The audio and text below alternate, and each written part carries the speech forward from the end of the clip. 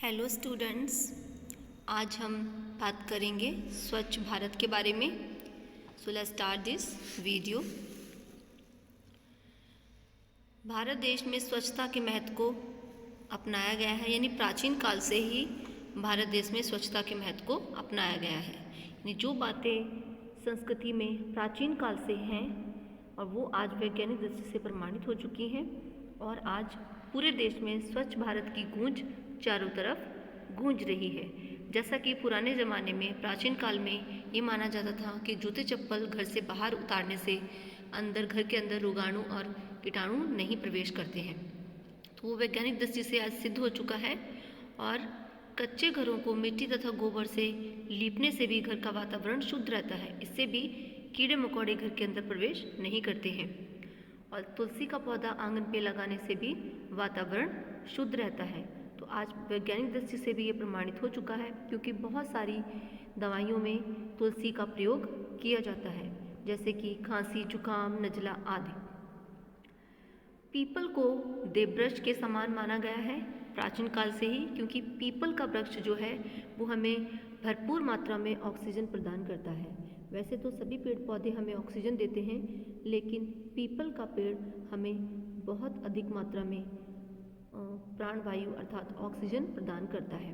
और पीपल के पेड़ को पूजा भी जाता है और इस पर जल चढ़ाया जाता है ताकि वो हरा भरा रह सके। भारतीय संस्कृति में योग और ध्यान को भी बहुत अधिक महत्व दिया गया है। आज भी लोग अपनी हेल्थ को लेकर बहुत ज़्यादा हेल्थ कॉन्शियस हो गए हैं। बहुत से लोग योग साधना को बहुत अधिक महत्व देते हैं। तो ये सब चीज़ें प्राचीन काल से ही चली आ रही हैं। योग और ध्यान से अनेक ऋषि मुनि तथा महात्मा ने अनेक शक्तियाँ प्राप्त की हैं। और वातावरण की शुद्धि के लिए पुराने समय में हवन किए जाते थे, जिससे कि प्रकृति का संतुलन बना रहता था। तो आजकल ये चीज़ें समाप्त हो गई हैं, इसीलिए कभी सर्दी ज़्यादा और कभी गर्मी ज़्यादा, इस प्रकार का मौसम बना रहता है। और बिन मौसम बरसात होती है, जिससे कि वातावरण असंतुलित हो जाता है और बहुत ज़्यादा गर्मी और सर्दी की मार झेलनी पड़ती है और बहुत सारी नई नई बीमारियां उत्पन्न हो रही हैं आजकल। फल सब्जी आदि का भी कोई समय नहीं रहा। तो स्वच्छ भारत का सपना किसी ज़माने में सच था, आज वह सपने के रूप में ही हमारे सामने है। आज वो सिर्फ हमारा सपना ही बनकर रह गया है। भारतीय संस्कृति में केवल शहर या गांव ही स्वच्छ नहीं रखे, बल्कि तन मन तथा सब कुछ स्वच्छ रखा जाता था। आज फिर से स्वच्छ भारत की गूंज सुनाई दे रही है, यानी कि आज फिर से हमारे प्रधानमंत्री नरेंद्र मोदी ने स्वच्छता अभियान चलाया है, जिससे कि हर शहर में, हर गांव में उन्होंने डस्टबिन उपलब्ध कराए हैं, जिससे कि लोग कूड़ा करकट उसमें डालें। लेकिन अगर सभी लोग एक साथ जुट होकर इस स्वच्छता के अभियान को साकार करें, तभी हमारा ये स्वच्छता वाला सपना पूरा हो सकता है। बस ज़रूरत है हर देशवासी को मिलकर साथ चलने की तथा देश के प्रति अपने कर्तव्य का निर्वाह करने की।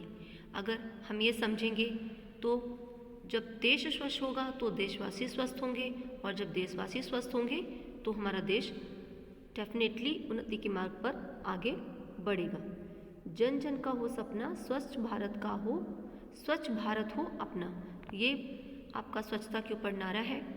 तो हम सभी देशवासियों का एक कर्तव्य बनता है कि हमें स्वच्छता के प्रति हमें जागरूक रहना चाहिए और घर के साथ साथ हमें देश को भी स्वच्छ और स्वस्थ बनाने में अपना योगदान देना चाहिए, क्योंकि हम अगर अपने देश को स्वस्थ बनाएंगे तभी हमारा देश आगे बढ़ सकेगा। सो स्टूडेंट्स, ये था आपका चैप्टर स्वच्छ भारत। आई होप आप लोग इस चैप्टर को अच्छे से समझ गए होंगे। मैंने आपको इसके जो मेन पॉइंट्स थे मैंने आपके साथ डिस्कस किए हैं। सो स्टूडेंट्स, आप सभी इसके वर्ड मीनिंग ज़रूर याद करें। जैसे प्राचीन काल का मतलब होता है बहुत समय पहले का समय, बहुत पहले का समय। विद्यमान का मतलब होता है उपस्थित, यानी किसी चीज़ में विराजमान रहना। रोगाणु का मतलब होता है रोग फैलाने वाले जो छोटे छोटे कीटाणु होते हैं, जीव होते हैं। महक यानी खुशबू। देव वृक्ष यानी पूजा जाने वाला वृक्ष, देवताओं का वृक्ष।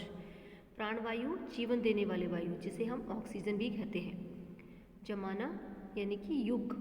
असीमित यानी जिसकी कोई सीमा न हो, यानी जो अनलिमिटेड हो।